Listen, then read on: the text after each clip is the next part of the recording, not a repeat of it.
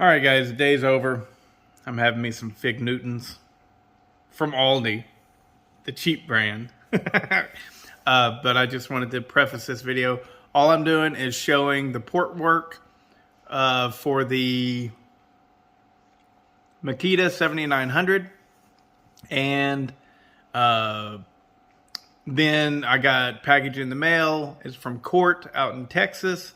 He's got a 7310 that he wants me to build for him, but this is his primary big saw, so he needs a fast turnaround. So I had to drop what I was doing and do that and put it in the wood real quick and do a test run. So that's what this video is. Just those two things. Okay, y'all. So this is the cylinder for the Makita 7910 that I'm doing from Randy. Boy, she turned out sweet. Really happy with that. We got the intake. So first off, I guess I should talk a little bit about the cylinder. In stock fashion, this thing was so good. It was so good. I've never seen a stock untouched cylinder be this good. The squish with the base gasket, all right?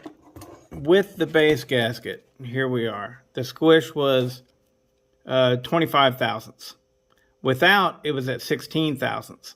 So I could have machined it a little bit and gotten the squish to 20 thousandths, but I don't think that there's a noticeable difference between, in 5 thousandths of an inch on that.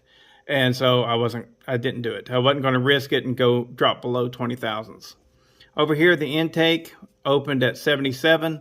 The exhaust opened at 105. And the blowdown was at 27 degrees, opening at 132. So ported. All right, I left this up here alone. I left the squish alone. So we still got 25 thousandths of squish. We're at 82.8 on the intake, which gives us a lot of duration, 166. The exhaust, 98.6. I really raised that exhaust roof, so we got 163 degrees there. And then the transfers open at 122, which gives us approximately 23 degrees of blowdown. So my numbers are good. This saw should really rip. The lower transfers, they were blocked off like they normally are and stuff. I just opened them up a little bit and smoothed them over so that the fuel would roll in there. Not really a whole lot of volume increase, if any, really. I mean, there was some, sure. Yes, I did increase the volume a little bit on the lowers here.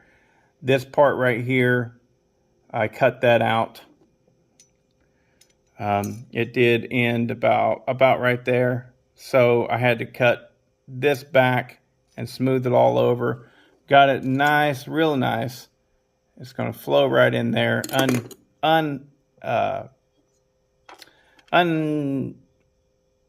unrestricted. And then the exhaust here, I really polished that up very nice.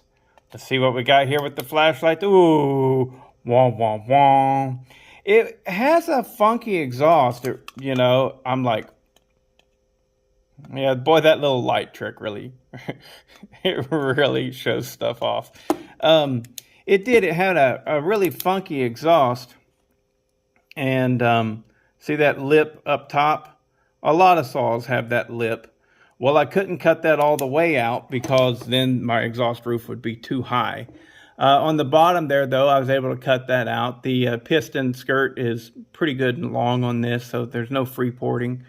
And I widened it up a decent amount as well. If you notice right here, I got a little bit close to that screw hole, and I was like, ooh, ooh. But it widens, it tapers back and widens that way, so there'll be plenty of meat on the threads back here. I hope we're fine. I hope so. But on this side, I was like, oh, be careful of that. But that's the only remote flub up that I have. I'm really happy with it. I think she's gonna run. Scalded dog. Yeah, I didn't enlarge the intake very much. It is nice and smooth. with a sanded finish of 80 grit.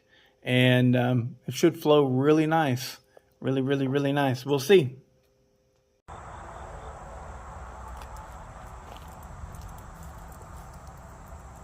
Okay, I just got this in from Texas.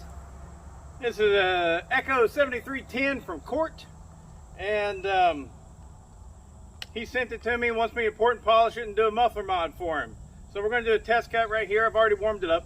We're going to do a test cut and see what she does so that we have something to compare it to after the port job.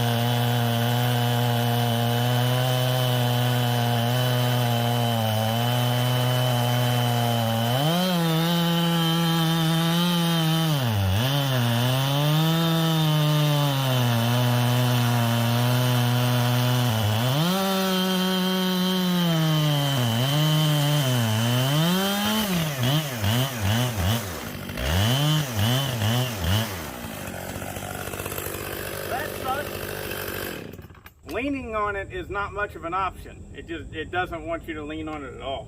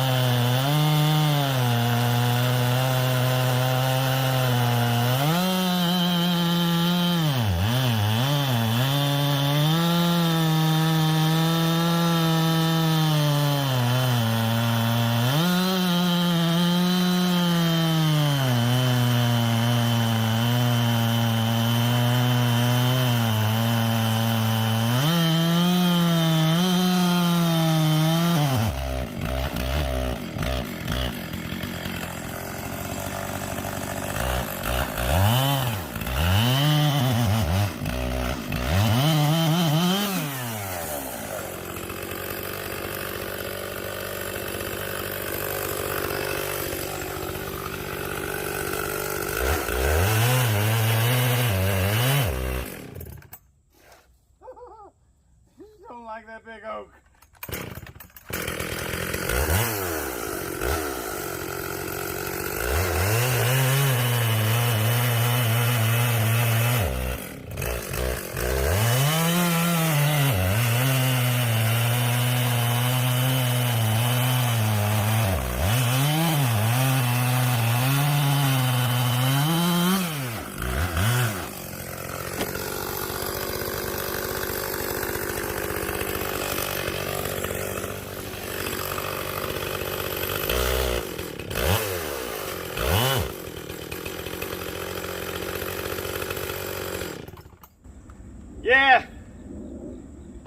Yeah. Record's probably a little bit too aggressive for this saw. I usually run this on my 592 and it pulls it. But yeah. It's a whole lot of wood. A lot of folks doing tests with these things, and you know, they're in maybe at most 24 inches of wood. You bury that bar in something like this, it tells a different story. It lets you know what you're working with. If you got any saw really, but you know, you got one of these saws, a 70cc plus saw or whatever, and you're going, woohoo, look at it, it runs so good, and you're only in 14 inches of wood. Come on. Come on. A lot of channels will be even smaller than that. I mean, I'm lucky that I got this. I'm lucky that I got this, but it's just, these saws right here, they have good power from the factory, but I see a lot of people wanting to run a 32-inch bar on them and they're stock. I mean, 32-inch bar is a stretch, even really well ported, in my humble opinion, because nearly every single thing that I cut almost is oak like this.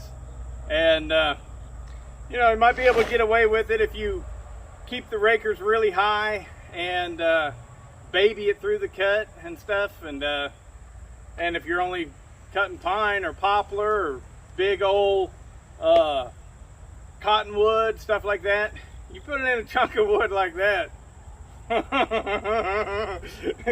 This guy's like, oh no, help me. But let's see what we can do with it.